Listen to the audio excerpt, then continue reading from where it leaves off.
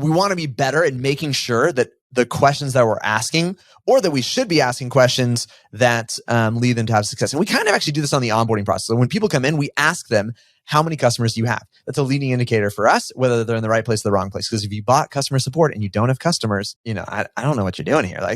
And to us, it seems so obvious. So like it very clearly says customer support, but understandably, your stack is 9 things that don't necessarily have to do with customer support and 1 thing that does.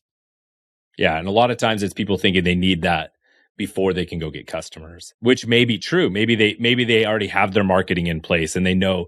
So that could even sometimes be an interesting question. It's like, well, I don't have customers, but I have 100 customers waiting, right? So it's like, yeah, I'm about to close this deal that if I don't know I have customer support, I won't feel confident to close it or something like that.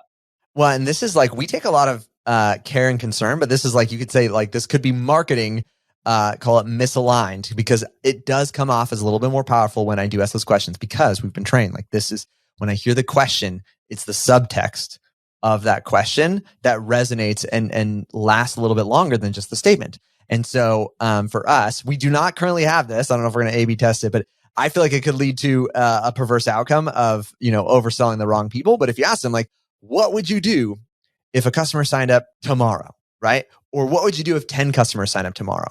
Or what would you do if someone signed up and had a question at 10 p.m. tonight, right? Those are sometimes, maybe if you're hearing this, does that feel more compelling than 24/7 customer support?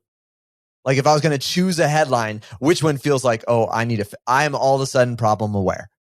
And it's funny because in the end, they're both products, or they're both, tying into the exact same product, but one is like the statement, like this is what it does. And the other is a question that kind of carries along with it a lot more power, significance, and leading. We know the idea of like, these are leadership discussions.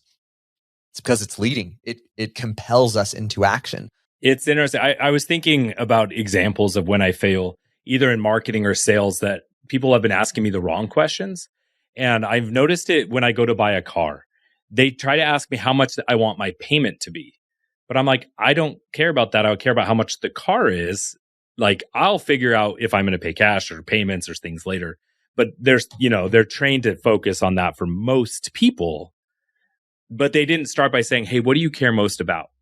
Payments or total price? And I'm like, I'm in this price range, right? And so it's like, sometimes we skip pre-questions and make assumptions, right? And I think that's dangerous in marketing until you have a lot of data to make assumptions based on your own personal experience.